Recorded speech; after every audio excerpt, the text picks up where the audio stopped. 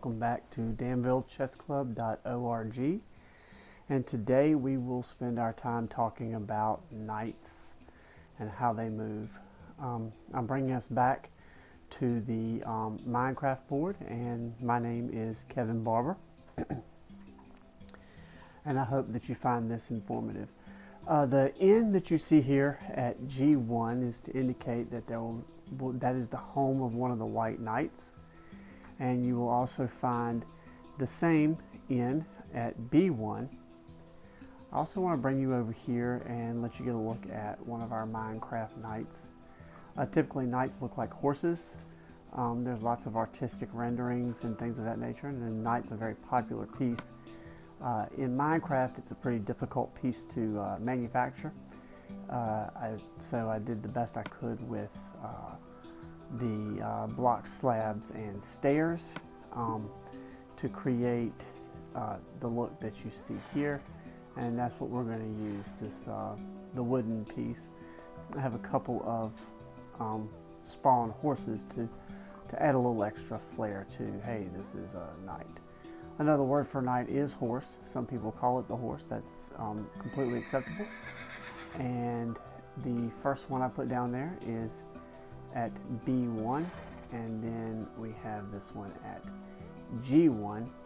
Those are the homes of the knights, and then here is B8 for the black knight, or one of the two black knights.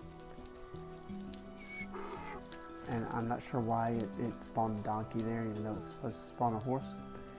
But I went for a fire effect with fire on netherwort. And here we are at G8, the home of the final knight. Right.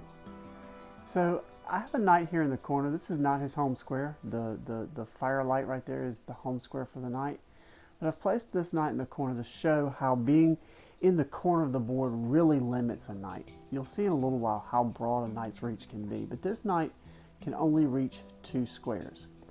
And the path that you just saw me walk is forward 2 and then to the right 1. The movement of a knight will always be in an L shape, and he'll always make kind of the Tetris L. Some people count the square that the knight is standing on as the first square, in which case they'll count 1, 2, 3 and over. Most people do steps. So from his first square he takes a step, and then he takes another step, and then he makes a right turn, and in one direction or the other, depending on what he can do, and takes one more step. So it's 1 step, 2 steps, make a right turn, not right as in directional right, but a right angle turn, a 90-degree turn, and take one more step. So that's the power of the knight, or the move of the knight, and we're going to get into some of the specifics of what makes a knight unique. And you may already see that this pathway that I've built for that particular central knight puts him over other pieces. So I want to get a bird's eye view here, and you can see the knight in the corner. Now he's limited to those 2 squares that he can hit. In his case, those are G6 and F7. In the case of the knight in the center, you see that there are 8 squares he can actually reach. So let's take a look at him in pure chess.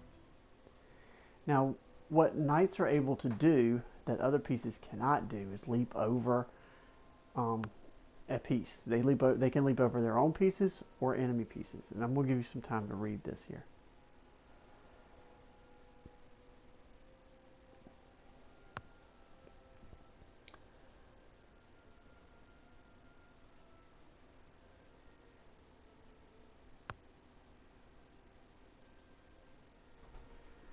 Alright, so we're going to make a move with the knight. The knight can move forward, backward, to either side, so long as he follows his L-shaped pattern, which is 1, 2, and over. He'll take 2 steps in a right ways direction, and then turn 90 degrees and take 1 step. Now I've sped this up just to kind of give you an idea of marking out the path for the knight, but I wanted to make this go relatively quickly. So I took the white knight there, and I am building his path. And as we have pointed out earlier, The knight is the only piece that can jump over other pieces. So as you see this kind of fly by, this knight is being shown going over other pieces on his way to his intended square. It's important to note that when a knight jumps over a piece, he does not take that piece, even if it's an enemy piece. He only takes the pieces that he lands on. But he cannot be blocked in. He can jump over any piece, any obstacle in his way, so long as he obeys his pattern of movement. And again, that pattern is 2 steps in one straight line direction, then 90 degrees, either left or right, and 1 step in a straight line direction. So as you can see, I'm making all of these sort of right angle moves here and showing movement over enemy pieces and friendly pieces to the intended squares. Were there pieces in those intended squares, the knight would capture that piece. As far as the knight is concerned, a square that's occupied by a friendly piece is a place he cannot go. That's true of every piece. What makes the knight special is this ability to leap, because at the beginning of the game, the pawns and the knights are the only pieces that can move. So here we're going to take our turn taking every one of these pieces, or well, not every one, but all of the in-range pieces, and we'll start with the most powerful one. The most important one to take here would be the queen. So let's go grab her pretty much as soon as we can. And you will see the knight move 1, 2, and over. But this time he'll move back 1 more. So back 2, and then move to our right 1 to take the queen. And we're going to show where he can take the queen, the knight, the rook, the bishop, the pawn, the rook, and then the pawn. And we'll keep coming back to sort of reiterate this movement. I don't like 100% the way they set this up, because it can kind of be shown as obstacle-free pathways. You can see this sort of look at obstacle-free pathway, and the knight doesn't care about obstacles. There's no way to block a knight. There's no way to put pieces in the way that he can't jump over. However, when he does jump over, like I said before, I'm just reiterating, he doesn't capture the piece that he leaps over. He only captures the piece that he lands on.